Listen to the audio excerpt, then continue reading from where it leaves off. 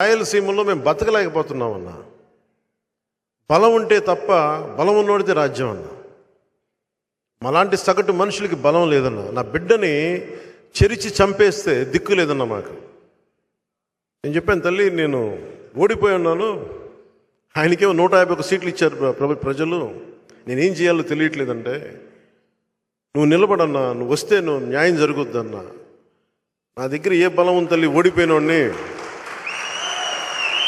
ఓడిపోయినోడిని బలం లేదన్నా, నువ్వు రా అన్నా, నాకు అండగా నిలబడన్నా అంటే నిజంగా నిస్సహాయంగా ఉండిపోయి ఏమి చేయాలో తెలియక మా రాజకీయ కార్యదర్శి హరిప్రసాద్ గారికి చెప్పి, మనం చేయగలిగేది ఈ రోజున ఒక ప్రెస్ నోట్ రిలీజ్ చేయండి, అన్యాయం జరిగింది ప్రజలకు తెలియచేయండి అంటే ఆ రోజు నేను చేయగలిగింది.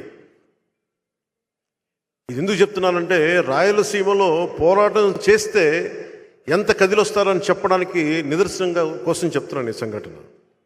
ఒక 2.5 నెలల తర్వాత ఆ తల్లి పడ్డ ఏడుపు నన్ను ఎప్పుడు కదిలించేసేది.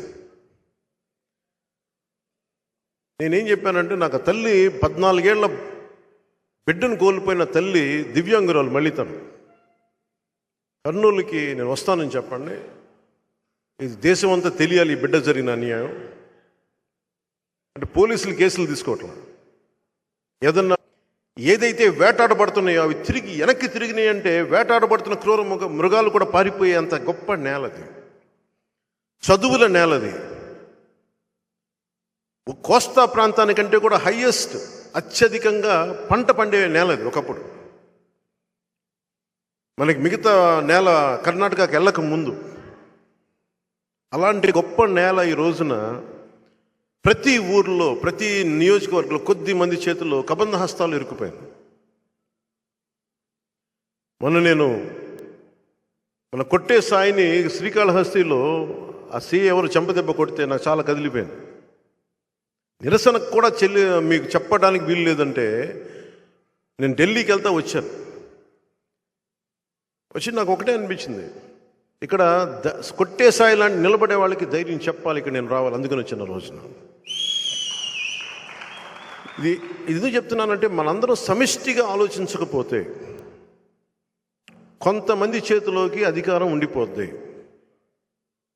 మనలో మనం కొట్టుకుంటా ఉన్నాం, మనలో మనం విడిపోతూ ఉన్నాం. నాయకుడు ఎవరని కాదు, మన సమూహానికి పనిచేసేవాడా కాదా, రాయలసీమ ప్రాంతానికి న్యాయం చేసేవాడా కాదా, అదే చూడండి. నేనైతే ఎక్కడికి పారిపోను. నిన్న రాత్రి కూడా నేను పనిచేసే స్టాఫ్ కింద పోలీసులు వచ్చి, ఇక్కడ మనం కొంచెం రెంట్కి తీసుకుంటే బిల్డింగ్లు, పోలీసులు వచ్చి మన దగ్గర పనిచేసే స్టాఫ్ని భయపెట్టే స్థాయికి వెళ్ళిపోతా ఉన్నారు.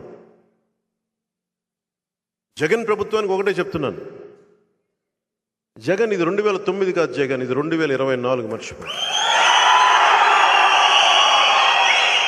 మీకు చెప్తున్నాను, ముఖ్యంగా మీరందరూ రాయలసీమ ప్రాంతం నుంచి వచ్చారు కాబట్టి చెప్తున్నాను, నేను ప్రాణాలకు తెగించే వచ్చాను రాజకీయాల్లోకి. నేను భయపడ్డా. నేను రౌడీజంకి, గుండాలకి, దాష్టీకాలు చేసే వాళ్ళకి నేను భయపడే వ్యక్తిని కాదు.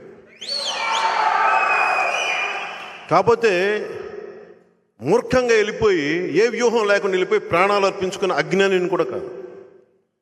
మూర్ఖంగా వెళ్ళిపోయి, మొండి పట్టుతో వెళ్ళిపోయి గొడవ పెట్టుకోవడం కాదు, వ్యూహంతో గొడవ పెట్టుకోవాలి. మీరు కలిసికట్టుగా గొడవ పెట్టుకోవాలి, సమిష్టిగా గొడవ పెట్టుకోవాలి. మనల్ని తన్ని తగలేసే వాళ్ళని బయటికి తగలేసే వరకు మనం పోరాడాలి. మన దగ్గరికి వచ్చి చెప్పొద్దు, ఈయన ఎమ్మెల్యే, వైసీపీ ఎమ్మెల్యే.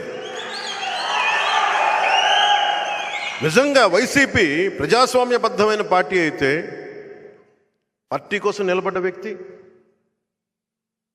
నువ్వు ఎంత ఎమ్మెల్యే అవు, ఆ కర్నూలు చెందిన ఎమ్మెల్యేను ఎమ్మెల్సీ ఆయన కూడా చెప్తా ఉన్నారు, నీకు పూర్తిగా నువ్వు ఎమ్మెల్యే అవ్వు, నీకు బ్లూ లైట్ కారు ఇస్తాం, నీకు ఒక గన్మెన్ ఇస్తాం, కొన్ని సంతకాలు పెట్టడానికి అవకాశం ఇస్తామేమో, కానీ ప్రాక్సీ ఎమ్మెల్యే మావాడే ఉంటాడు, వాళ్ళ గుంపే ఉంటుంది. ఇంతకాడికి అధికారం ఎందుకు? ఎమ్మెల్యే దేనికి?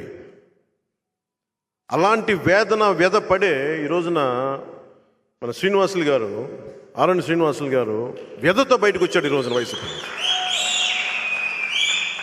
ప్రజాస్వామ్యంలో నువ్వు బతకనివ్వాలి కదా, ప్రజల చేత ఎన్నుకోబడ్డ వ్యక్తి కదా. రాయలసీమ నుంచి ప్రతిసారి 2008లో ఉండింది తెగింపు. 2008లో నేను తెగింపు చూశాను ఆ రోజున. 2024 వచ్చేటప్పటికి అందరూ భయపడుతూ ఉన్నారు. ఆ భయం అనే ఇనప తెరల్ని పగలగొట్టుకొని ఈ రోజున శ్రీనివాసులు గారు వచ్చారు. మనం గనుక ఈ రోజున గనుక మనం రాయలసీమని ఈ గుంపు నుంచి, జగన్ గుంపు నుంచి కనుక మనం రక్షించుకోకపోతే మన బిడ్డల్ని ఎవరు కాపాడలేరు. నిజంగా చెప్తున్నాను. ఇది చప్పట్లు కొట్టుకోవడానికో లేదు, నాకేం సరదా కాదు. పొద్దున్న లేస్తే చాలామంది సన్నాసుల చేత మాట అనిపించుకోవడం నాకు ఇష్టం లేదు. అవన్నీ నాకు సినిమాల్లో కూర్చుంటే నన్ను ఎవడు అండ అసలు. కానీ ఇవన్నీ దాటి నేను ఎందుకు వచ్చానంటే ఒక సుగాలి ప్రీతి తల్లి ఏడుపు కనిపిస్తుంది నాకు. అలాగే మన చిత్తూరుకు వస్తే ఒక అకారణంగా మన కొట్టేసాయి చంప మీద పడిన దెబ్బ నాకు కనిపిస్తుంది. ఈరోజు కనిపించింది, అంతకు కనిపించిన దెబ్బలు ఎన్నో. ఉదాహరణకి నేను మొన్న కొట్టేసాయిని చూడటానికి ఎయిర్పోర్ట్లో దిగ్గానే ఒక కుర్రాడు, ఒక యువకుడు వచ్చి నా దగ్గరికి ఇంత పేపర్స్ విసిరేశాడు. అన్న చూడన్నా, విసిరేస్తే దాని లోపల చూస్తే ఎఫ్ఐఆర్ ఉంది. అన్న నేను ఎఫ్ఐఆర్ దేనికంటే ఏం లేదన్నా, రేషన్ రాలేదని చెప్పి నేను వెళ్ళి సెక్రటేరియట్లోనూ విలేజ్ వాలంటీర్స్ని అడిగితే వాళ్ళందరూ వచ్చి నా ఇల్లు కాల్ చేశారు నా రాత్రి. నేను ఏం చేయాలో తెలియక చూస్తే ఎఫ్ఐఆర్లో ఉంది, అందరి పేర్లు ఉన్నాయి. ఆ రోజున ఎస్పీ దగ్గర కూడా పోతే కొట్టేసాయని చూడడానికి ఎస్పీ గారి ఆఫీస్కి వెళ్తే ఆయన మాట్లాడుతాను, మీకు అన్నీ ఎలా తెలుస్తాయండి విషయాలు ఎవరు చెప్తారంటే నాకు జనం చెప్తారండి. మీకు ఒక క్రైమ్ జరిగిన తర్వాతే తెలుస్తుంది. ఎందుకంటే మీరు కంప్లైంట్ ఎఫ్ఐఆర్ తీసుకుంటేనే, ఫైల్ చేస్తేనే క్రైమ్ తెలుస్తుంది మీకు. బాధితులు డైరెక్ట్గా వచ్చి మా దగ్గరికి వస్తారు, మా పొలిటికల్ ఆఫీసులకు వస్తారు అని అప్పుడు చూపించారు. ఎలా తెలిసింది అంటారు కదా, ఇప్పుడు నేను ఎయిర్పోర్ట్లో దిగానే ఇట్లా మీ ఎఫ్ఐఆర్ అని తెలుసా మీకు సంగతి, మీరు ఎస్పీ కదా, మీకు కుప్పంలోనే ఎక్కడో జరిగిన ఊళ్ళో చిన్నపాటి గ్రామంలో జరిగిన ఇన్సిడెంట్ మీకు తెలుసా? ఇది నాకు ఏమనిపించిందంటే, బలమైన యువత, మీరు పుష్ప సినిమాలు ఇవన్నీ చూడటానికి బాగుంటాయి, సినిమా పరంగా. నేను సినిమా పరంగా సినిమాని చూడటం, ఎంజాయ్ చేయటం వేరు. అదొక సినిమా, ఒక కల్పిత గాథ. కానీ నిజ జీవితంలో ఎర్రచందనం కొట్టేవాళ్ళు మన భుజాల మీదకి ఎలా ఎక్కించుకుంటాం?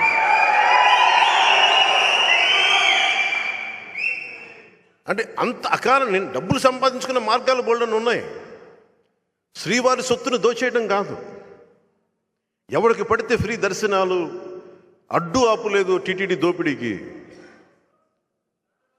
అలా కాదు.